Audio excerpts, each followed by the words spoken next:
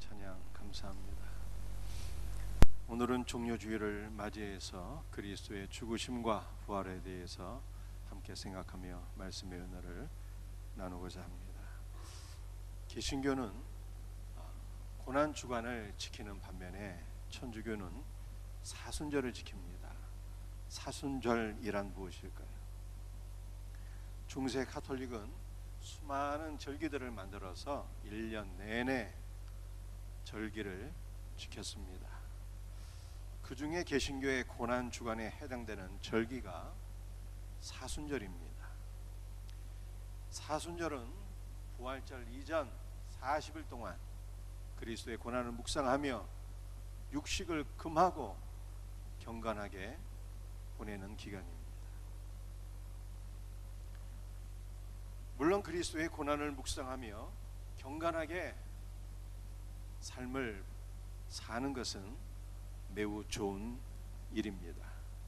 그런데 사순절에서 이 사육제가 나왔어요. 사육제는 사순절이 시작되기 한 주 전에 사순절 동안에는 고기를 먹지 못하니까 마음껏 고기를 먹고 즐기는 천주교의 절기입니다. 그런데 이 사육제에서 카니발이 나온 것을 여러분들이 알고 있습니까? 카니발은 브라질의 해변 도시 리우데 자네이루에서 벌어지는 광란의 축제입니다. 카니발 기간에는 온 시민들이 거리로 뛰쳐나오고 비키니에 현란한 장식을 치장한 여인들이 선정적인 춤을 춥니다. 그런데 이 화려하고 육감적인 카니발의 배경에 바로 사순절이 있는 거예요. 축제의 기간은 늘 사순절 직전에 이루어집니다. 천주교의 나라 브라질에서 사순절 직전에 이루어지는 카니발은 바로 사육제입니다. 사순절 기간 동안에 금식 혹은 금욕을 앞두고 마지막 육감적인 본능을 충족시키는 타락한 절기가 바로 사육제이고 카니발입니다. 때문에 사순절은 이미 500년 전에 종교개혁자 마틴 루터와 칼빈에 의해서 폐지가 되었습니다. 그러나 한국교회가 WCC와 연합하더니 500년 전에 이미 폐지된 사순절을 다시 꺼내 들었어요.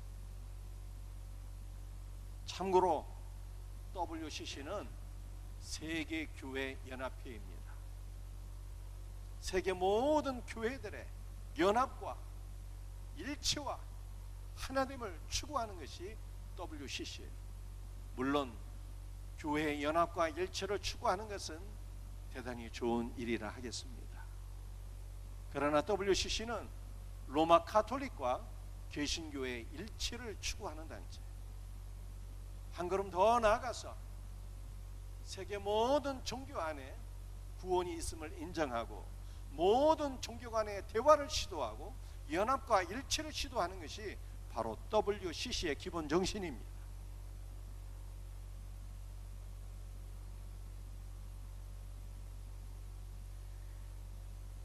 이 WCC의 배후에는 로마 가톨릭이 있습니다. 가톨릭은 WCC를 통해서 기독교회를 통합하려고 시도하고 있습니다. 이런 상황 속에서 한국교회가 WCC와 연합하여서 500년 전에 폐지된 사순절을 다시 지키는 것은 매우 큰 문제가 아닐 수가 없습니다. 때문에 우리 합동교단은 제84회 총회에서 사순절은 종교개혁으로 폐지된 절기로 보고 더 이상 지키지 아니하기로 결의했습니다. 또한 103회 총회에서는 84회 총회 결의를 취해 확인하며 사순절이라고 하는 용어 자체를 사용 금지하기로 결의를 했어요. 그러므로 교회는 사순절이 아니라 고난주간과 부활절을 지키면 그것으로 충분한 것입니다. 고난주간을 맞이하여서, 아니 고난주간만이 아니라 우리의 일평생 날마다 그리스도의 죽으심과 부활을 묵상하며 그리스도의 풍성한 부활 생명을 누릴 수 있는 우리 복된 성도들이 될 수 있기를 주 예수의 이름으로 축복합니다. 오늘 첫 번째로 나눌 말씀은 우리 종료주일이란 무엇인가, 이것을 생각해 보고자 합니다. 요한복음 12장 13절 말씀을 함께 같이 읽도록 합니다. 종려나무 가지를 가지고 맞으러 나가 외치되 호산나 찬송하리로다. 주의 이름으로 오시는 이 곧 이스라엘의 왕이시여 하더라. 그리스도의 생애 중 마지막 한 주간을 고난주간이라고 합니다. 그리고 고난주간의 첫날이 바로 종려주일이에요. 종려주일이라고 하는 단어는 예수님께서 십자가 고난을 받으시기 위하여 나귀 새끼를 타시고 예루살렘에 입성하셨을 때 이스라엘 백성들이 손에 종려나무 가지를 들고서 호산나 찬송하리로다 주의 이름으로 오시는 이여, 이렇게 고백한 데서 유래가 되었어요. 이 종려나무는 다른 말로 대추야자나무라고도 하는데 우리나라 대추보다 그 열매가 훨씬 더 크고 맛이 꿀처럼 답니다. 그리고 모든 나무 가운데 가장 많은 열매를 맺는 나무여서 다산의 상징이기도 해요. 그런데 이 종려나무를 헬라어로는 포이닉스라고 하는데요, 이 포이닉스라고 하는 단어에서 피닉스가 나와 있어요. 피닉스는 불사조예요. 죽지 않는 새입니다. 이 불사조는 한 500년 동안 사는데 스스로 자신의 몸을 불태웠어요. 죄가 된 이후에는 그 죄에서 다시 부활한다고 하는 새예요. 그러므로 종려나무의 그 이름의 의미는 바로 부활을 가리키는 것입니다. 종려나무는 나무의 이름의 뜻 그대로 죽은 나무에서 새순이 돋고 많은 열매를 맺는 그러한 나무가 되겠습니다. 예수님께서 예루살렘에 입성하시던 시기는 6월절 직전이었습니다. 6월절은 예수 그리스도의 은혜로 말미암아 이스라엘이 애굽에서 벗어나게 된 것을, 애굽의 압제로부터 구원받게 된 것을 기념하는 절기. 이 시기에 이스라엘 백성들이 종려나무 가지를 손에 들고 호산나를 외치며, 호산나는 주여 우리를 구원하소서, 이러한 뜻이에요. 이스라엘 백성들이 종려나무 가지를 손에 들고 호산나를 외치며 예수 그리스도를 환영한 것은 로마의 압제에 대항하여 싸워서 이스라엘의 정치적인 부활, 즉 로마의 압제로부터 자유를 주는 메시아로 환영을 했다는 뜻입니다. 그러나 예수님은 정치적인 메시아로서 이스라엘 로마의 압제에서 구원하기 위해서 오신 분이 아닙니다. 종려나무는 예수 그리스도의 죽음과 부활을 상징하는 나무이며 주 예수 그리스도는 부활과 죽음을 통해서 우리에게 죄 사함과 영원한 부활 생명을 주시기 위하여 이 땅에 오신 분임을 믿으시기를 바랍니다.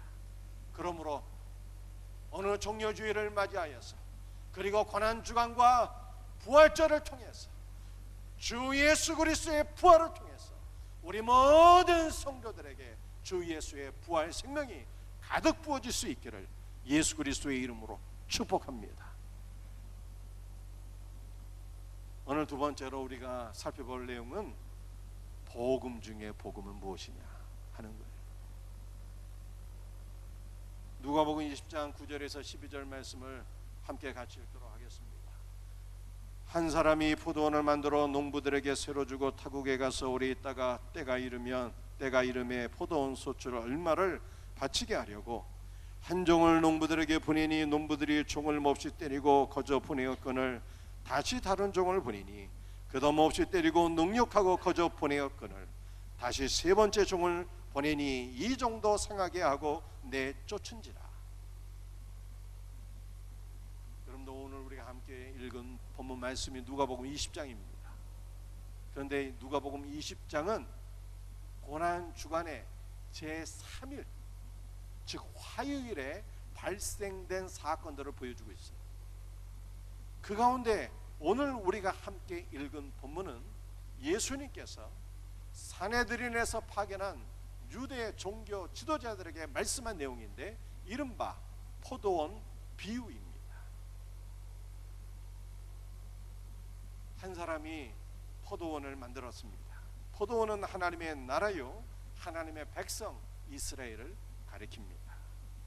포도원을 만든 사람은 물론 하나님입니다. 성자 예수 그리스도는 포도원의 주인이시고 포도원 그 자체이십니다. 포도원 주인은 포도원을 농부들에게 세로 주고 타국으로 갔습니다. 이 포도원의 농부들은 유대 종교 지도자들을 가리킵니다. 포도원 주인이 농부들에게 포도원을 세로 주고 타국에 가서 오랫동안 거주했는데 그 기간은 포도원을 만들고 나서 첫 번째 상품적인 가치가 있는 포도 열매를 얻기 위하여 한 5년 정도의 기간이 필요한데 한 5년 동안 멀리 타국에 가 있었다라고 하는 뜻입니다. 그리고 5년의 시간이 지남에 열매를 얻기 위하여 이 포도원 농장의 주인이 한 종을 농부들에게 보냈어요.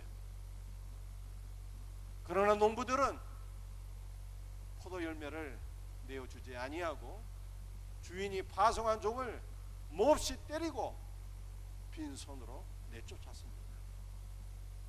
그러나 주인은 포기하지 아니하고 열매를 얻기 위하여 3번에 걸쳐서 3번의 종들을 파견했는데 모든 종들이 얻어맞고 능력을 당하고 빈손으로 쫓겨나야 했습니다. 그 다음 어떤 일들이 발생하게 되었을까요? 누가복음 20장 13절부터 16절 말씀을 함께 같이 읽도록 합니다. 포도원 주인이 내 사랑하는 이들 아들을 보내리니 그들이 허크는 전대하리라 하였더니 농부들이 그를 보고 포도원 밖에 내쫓아 죽였느니라. 그런즉 포도원 주인이 와서 그 농부들을 진멸하고 포도원을 다른 사람들에게 주리라 하시니 사람들이 듣고 이르되 그렇게 되지 말아지이다.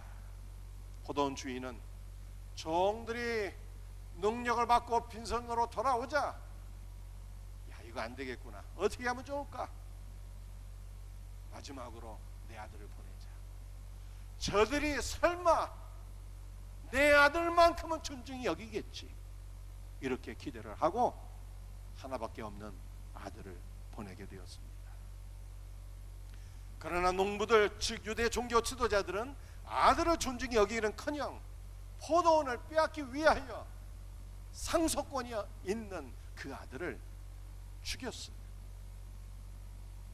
그러자 포도원 주인은 더 이상 참지를 못하고 자신의 아들을 죽인 농부들을 진멸하고 그 포도원을 다른 사람들에게 넘겼습니다. 이 말씀을 들은 유대 종교 지도자들이 그렇게 되지 말아지이다. 그런 일이 있으면 안 되겠습니다. 이렇게 말을 했어요. 그런데 그런 일이 일어나는 것이 바로 복음이란 뜻입니다. 포도원의 약한 농부들이 아들을 죽인 것은 가장 큰 죄악입니다. 유대 종교 지도자들에 의해서 예수님께서 십자가에 못 박혀 죽었습니다. 십자가는 예수 그리스도의 죽음입니다.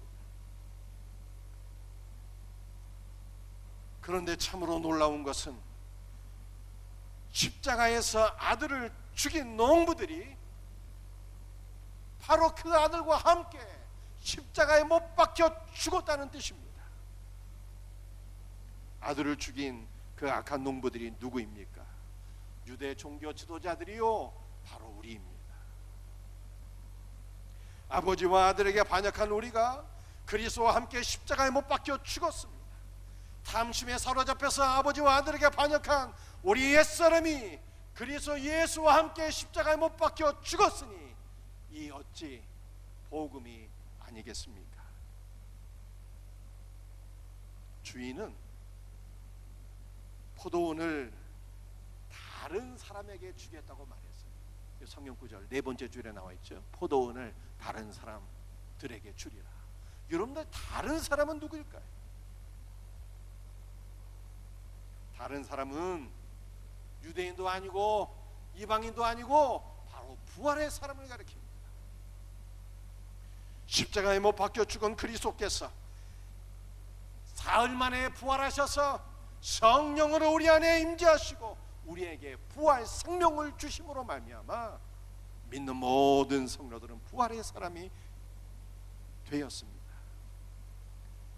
그러므로 우리가 주 예수의 부활 생명을 받아 부활의 사람이 되었고 아들과 함께 공동 상속자가 되어서 포도원 즉 하나님의 나라를 상속받게 되었으니 이 어찌 복음이 아니겠습니까? 포도원 비유는 우리의 옛사람이 십자가에서 진멸되었고 우리가 그리스도와 함께 부활한 부활의 사람이 되어서 하나님의 나라를 상속받게 되었다 말씀하고 있으니 이 말씀이 복음 중에 복음입니다. 요한복음 15장 4절 말씀을 함께 같이 읽습니다. 내 안에 거하라 나도 너희 안에 거하리라. 가지가 포도나무에 붙어있지 아니하면 스스로 열매를 맺을 수 없음 같이 너희도 내 안에 있지 아니하면 그러하리라. 포도 농부들은 포도 열매를 주인에게 보내지 않음으로 말미암아 진멸을 당했습니다. 그러므로 우리는 반드시 열매 맺는 신자가 되어야 돼요. 여러분들 우리는 어떻게 열매를 맺을 수가 있을까요? 포도나무는 기본적으로 모든 나무와 다른 나무예요. 여러분들이 포도나무를 보신 적이 있습니까? 예배당 짓기 전에 여기에 단독주택이 한 30평 있었어요. 우리 교회가 한 230평 정도 되거든요. 230평 대지 위에 건평은 30평이고 200평이 정원이었어요. 그 200평 정원에 아주 별별 나무들이 다 있었는데 그 중에 가장 많이 심겨진 나무가 바로 포도나무였어요. 이 포도나무는 모든 나무와 다른 나무. 어떻게 다른 나무일까요?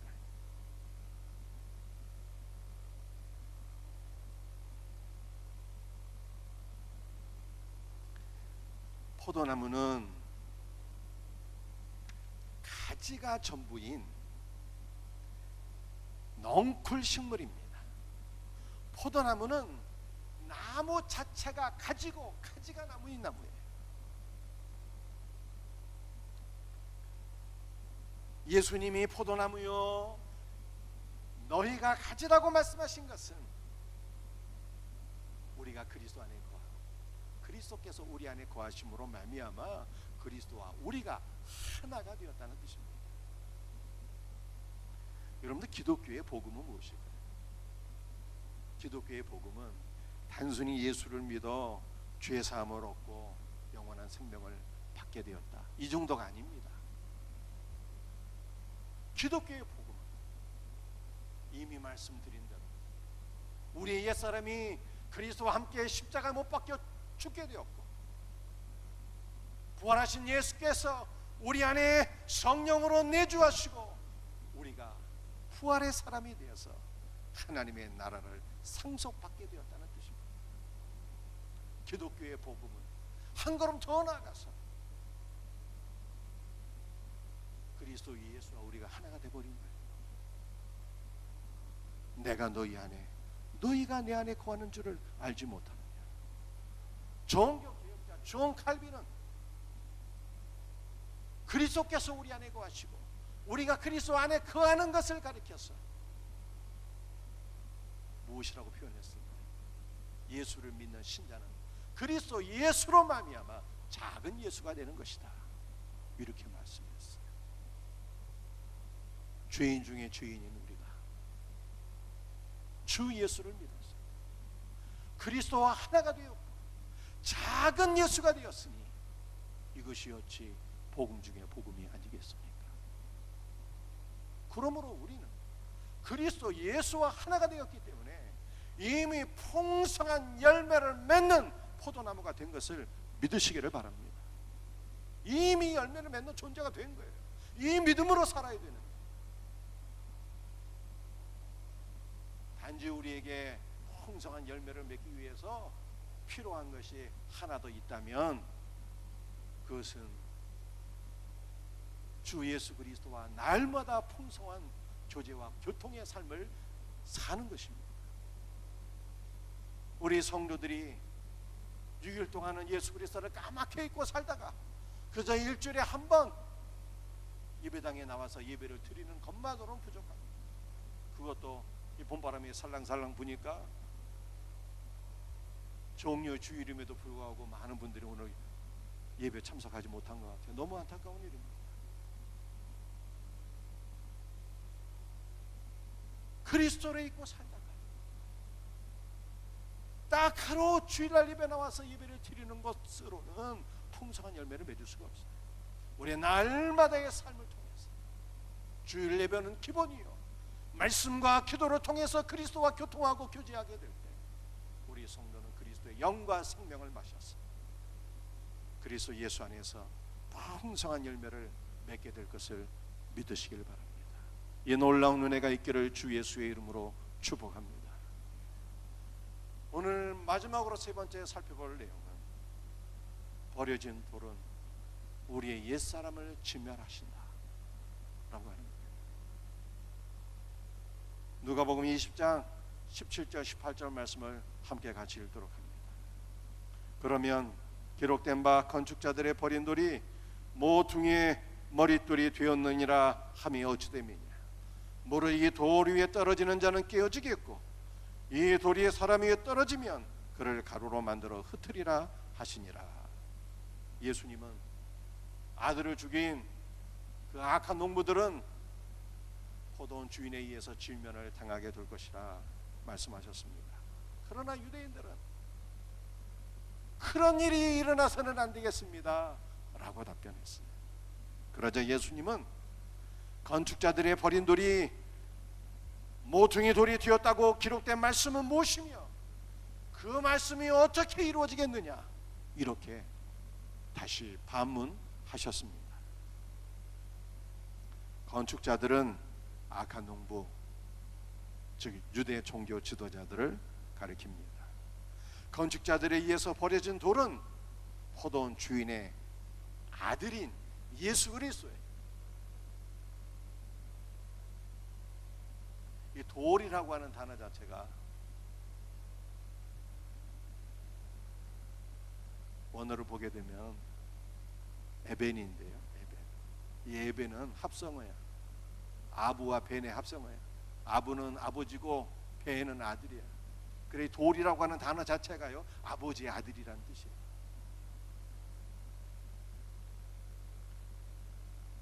이스라엘의 건축자들의 버린 돌, 즉 아버지의 아들이 모퉁이의 머릿돌이 되셨습니다.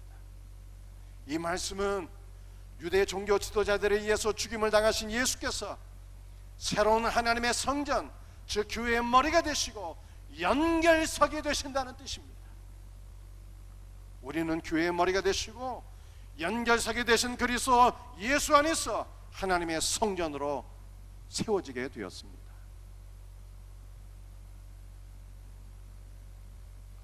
주를 믿는 모든 이방인들과 유대인들이 교회의 머리가 되시고 연결석이 되시는 예수 그리스도 안에서 예수 그리스도 위에서 하나의 성전으로 세워지게 되었어요.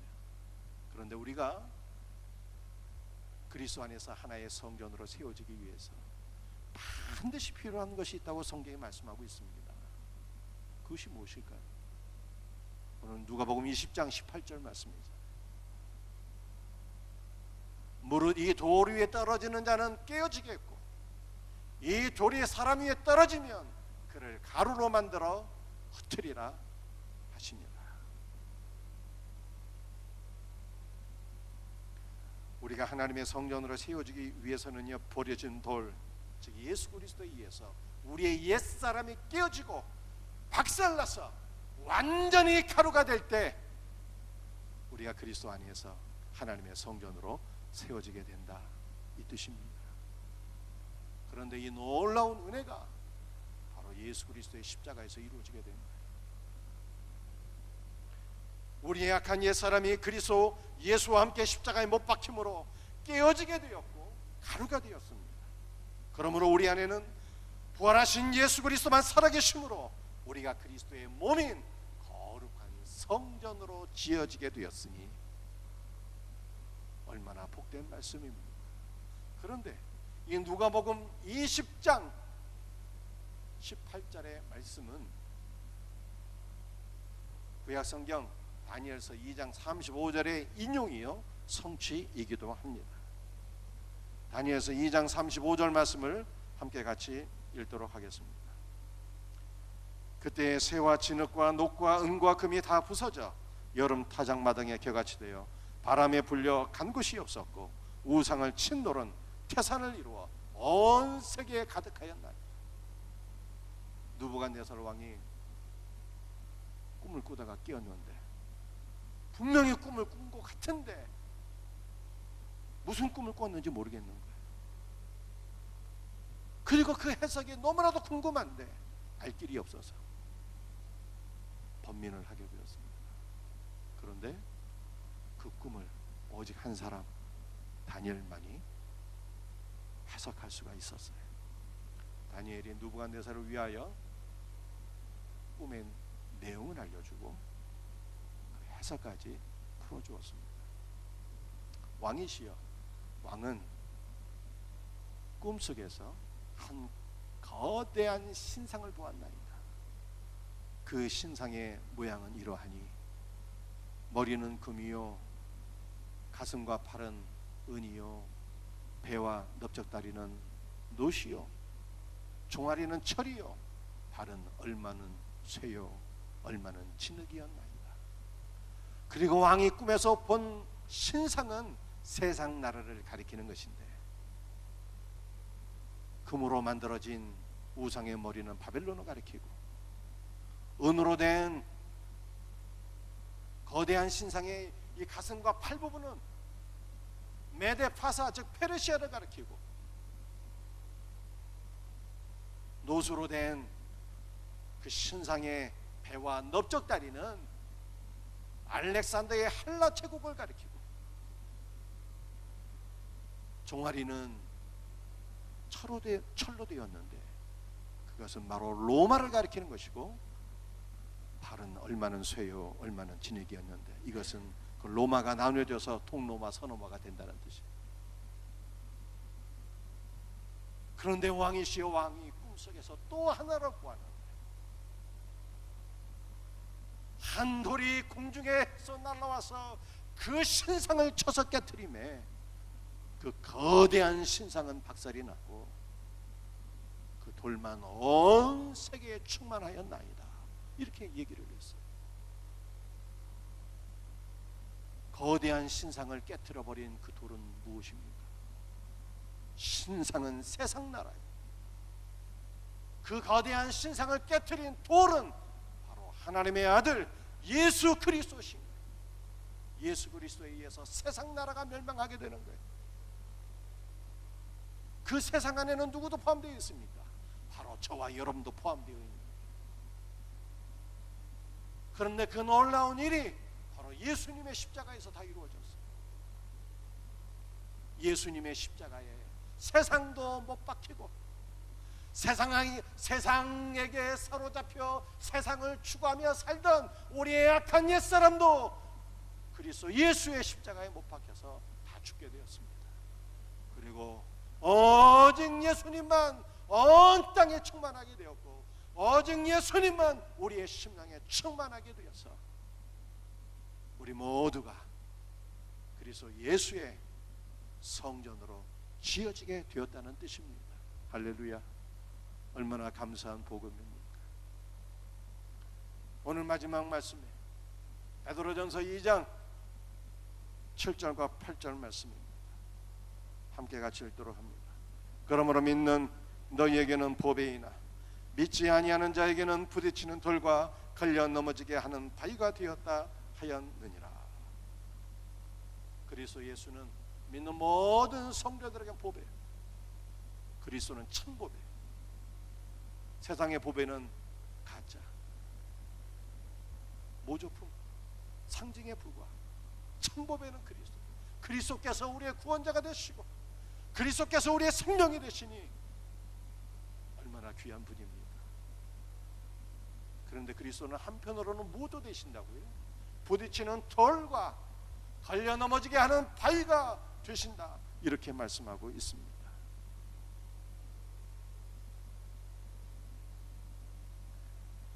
우리 안에는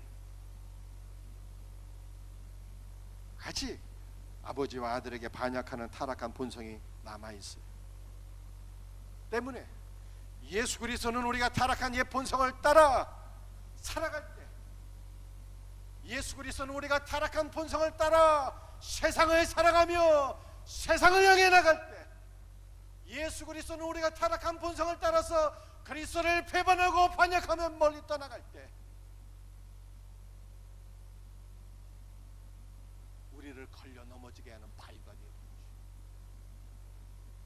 우리의 타락한 옛 본성을 깨트려 버리시는 강력한 돌이 되신다는 거예요. 얼마나 감사합니까? 우리가 타락한 본성을 따라서 여전히 세상을 사랑하고 그리스도를 멀리 떠나게 되면 영원한 멸망에 떨어지게 될 터인데, 그리스도께서 우리의 가는 모든 길을 다 막으시고 우리의 타락한 본성을 다 깨트려 버리시니, 그러므로 우리는 그리스도 안에서 거룩한 성전으로 세워질 수밖에 없는 존재들인 거예요. 이것이 바로 저와 여러분의 운명인 것입니다. 사랑하는 성도들이여, 예수를 믿는 모든 성도들에게는 모든 것이 합력하여 선이 이루어지는 거예요. 주께서 모든 것을 합력하여 우리를 작은 그리스도가 되게 하시고 하나님의 성전으로 세워 가시는 것입니다. 모든 일에는 복된 일도 있고 복되지 않은 일도 있는 거예요. 여러분이 가는 길에서 여러분들이 걸려 넘어지고 여러분들이 향하는 모든 일에서 실패와 좌절을 맛보게 된 적이 혹시 있으십니까? 그럴지라도 그때 더 많이 감사하셔야 돼요. 주님께서 세상으로 향하는 나의 길을 막으셨습니다. 얼마나 감사합니다. 우리는 날마다 그리스도 예수 안에서 타락한 본성을 따라 살아갈 때마다 깨지고 부서져야 하는 존재, 깨지고 부서지게 될 때 더욱더 그리스도와 연합되고 그리스도 안에서 거룩한 성전으로 세워지게 되는 것입니다. 이와 같은 은혜가 우리 모두에게 날마다 더욱더 경험되어지기를 주 예수의 이름으로 축복합니다. 말씀을 마치겠습니다. 오늘 세 가지 말씀드렸습니다. 종려주일은 무엇인가? 종려주일은 고난주간의 첫날을 가리켜서 종려주일이라고 하는 거예요. 종려나무는 예수 그리스도의 부활 생명을 상징하는 것입니다. 그러므로 우리는 종려주일에 그리스도의 고난만이 아니라 그리스도의 부활을 묵상하며 그리스도의 부활 생명을 누리는 복된 성도가 되어야 합니다. 복음 중에 복음은 무엇입니까? 우리가 아버지와 아들을 반역해서 가장 큰 죄를 범했는데 너무 감사한 것은 아들을 죽인 우리가 그 아들과 함께 십자가에 못 박혀서 죽게 되었다는 뜻입니다. 우리의 악한 옛사람이 그래서 예수의 십자가에 못 박혀 죽었고 우리는 부활의 사람이 되었어요. 그리스도께서 우리에게 부활 생명을 주셔서 하나님의 나라를 상속받은 것이 복음 중에 복음이에요. 예수 그리스도는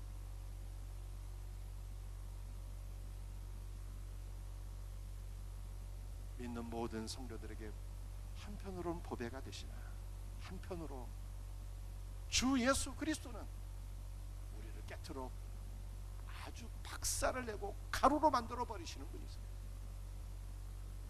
우리의 악한 본성을 깨트리시고 가루로 만들어 버리시고 우리를 그리스도와 연합하여 거룩한 성전으로 세우시니 얼마나 감사합니까? 이것이 주 예수의 은혜예요.